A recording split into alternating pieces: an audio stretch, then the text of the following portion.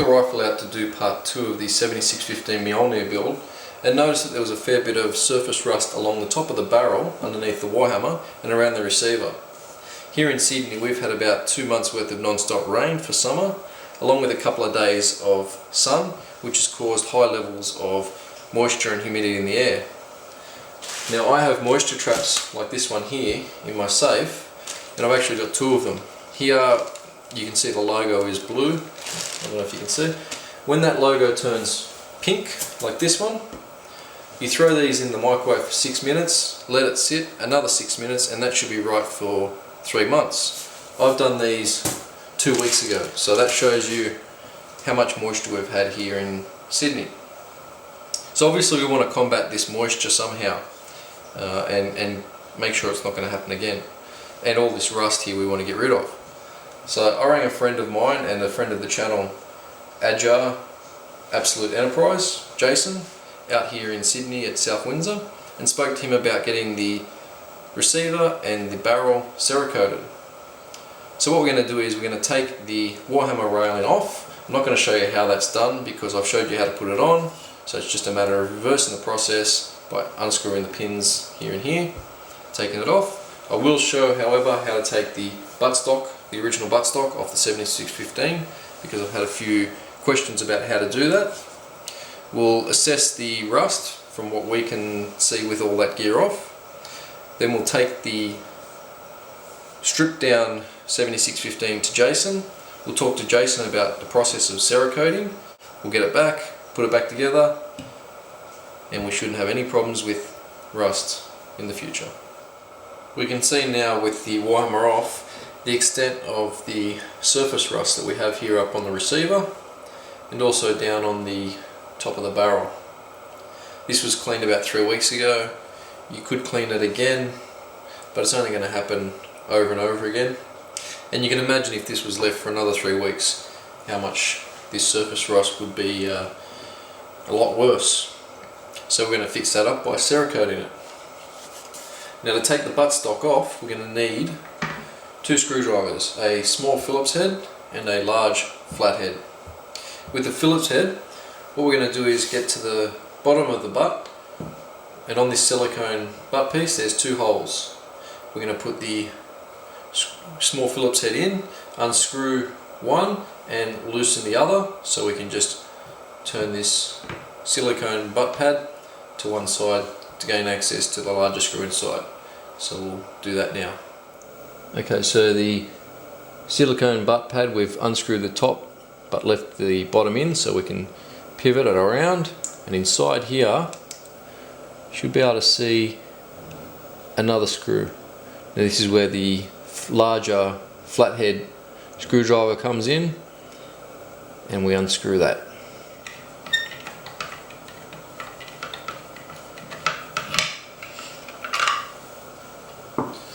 Okay, so we've got it out. There's that screw. We'll put our factory buttstock aside with the rest of the factory equipment that we've got. And there is effectively what we'll be taking to get Cerakoted.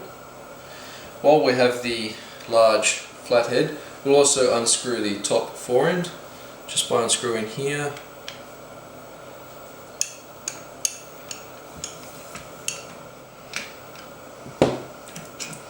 Take that off. This just slides off, just like that. And then we have our 7615 ready to go. See Jason at ADJA Absolute Enterprise and get it Cerakoted.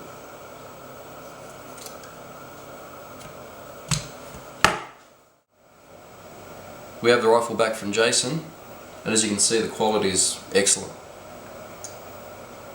I'm extremely happy with what he's done to this rifle.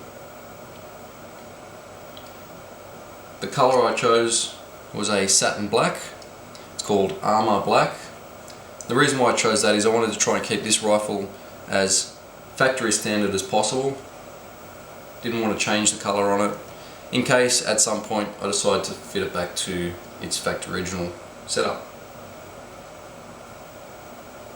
So now this should eliminate any of that issues we had with surface rust before with the standard coating that Remington brought out with it.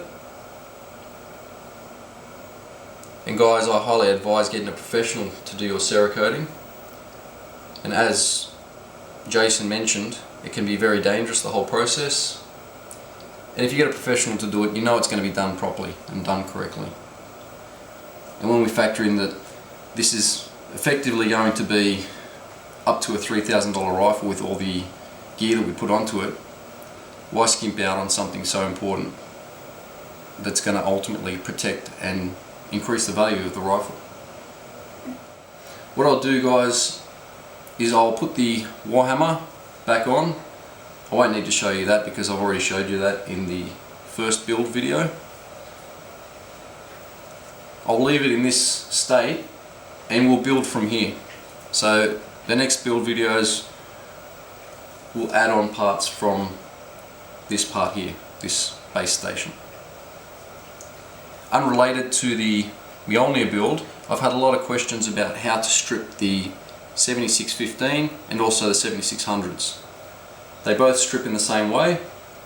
I'll do a video demonstrating taking the mag well and the trigger assembly off, and also taking the tube at the front here out, and how that's done to access the bolt and the firing pin. And I have to warn guys, I don't advise this being done just simply because there's a lot of issues that can go wrong. If you really need to, take it apart, but it'll be on your own accord. I'm of the nature where I like to pull things apart, and if they break, I take them to someone that can get fixed, or try and fix them myself, because I always like to know how things work. But again guys, I have to put a warning out there that things can go wrong when pulling apart specifically these models because of the finicky nature of them. But purely for information purposes and to answer a few of the questions, I'm willing to do it. And keep your eyes out for that build video and also the stripping video soon. Again guys, thanks very much for watching.